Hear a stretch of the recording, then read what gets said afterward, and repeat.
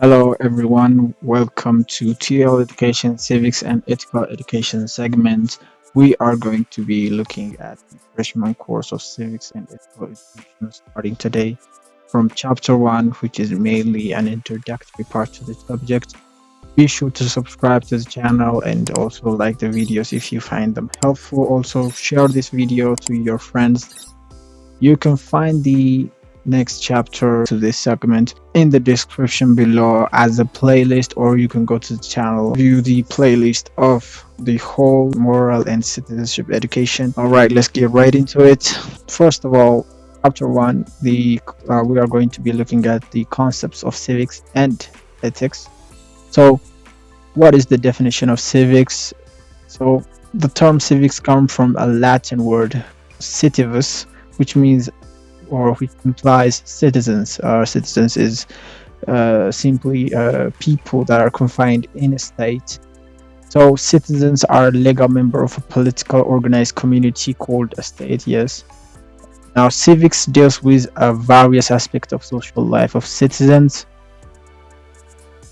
As a branch of social science, civics deals with the rights and responsibilities of citizens. What a citizen has to do, or what his duties are as a citizen of a state, and what his rights are as a citizen of the state. So, uh, the subject matter of civics originated from the natural behavior and level interaction among human beings. Now, Aristotle explains this in two ways. Now, mainly, Aristotle explained it as man is a social animal and man is a political animal. Now, when we come to man is a social animal, um, no one can live outside the society. He is interconnected the to people around him. Now, and next off, man as a social being interacts with other members of the society. So civics is concerned with teaching citizens to live in harmonious and peaceful life with other citizens, to resolve conflict peacefully among themselves. So man is a political animal.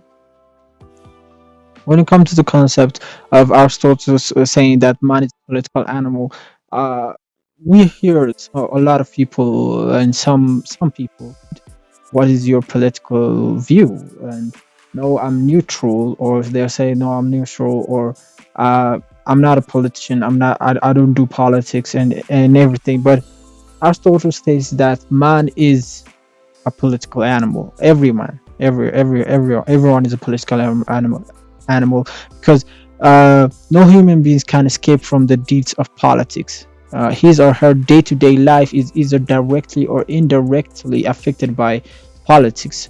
The reasons that human beings have to know the workings of politics institutions that affect their day-to-day lives, norms, principles, and laws which are set in motion by politicians to govern their society.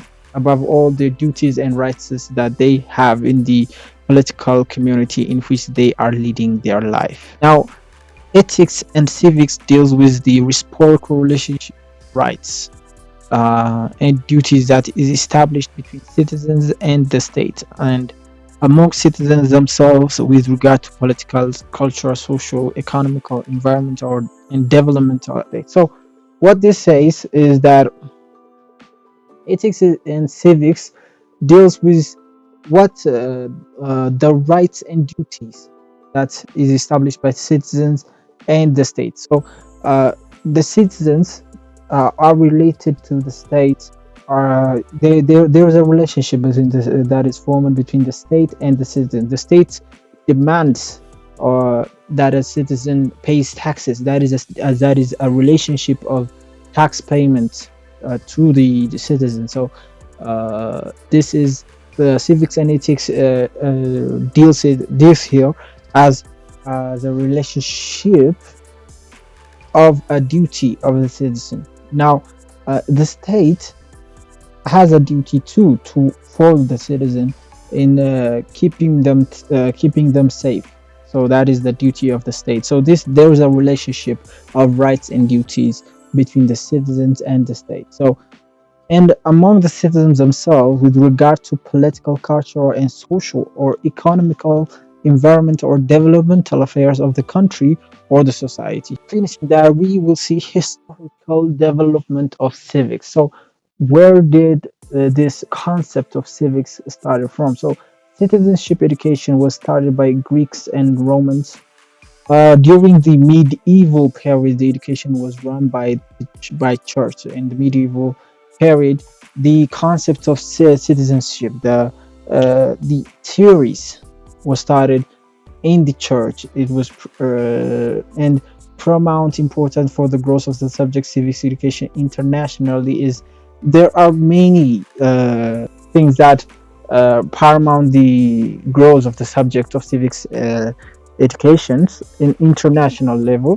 These are French Revolution, the English Revolution, the French Revolution, the American War of Independence. These are major international things that made a change in the civics education, because the English Revolution, the American Independence, the French Revolution, these are major things in stating or fighting for human rights. This paramountted it to where it is now. These are the revolutions to what civics education is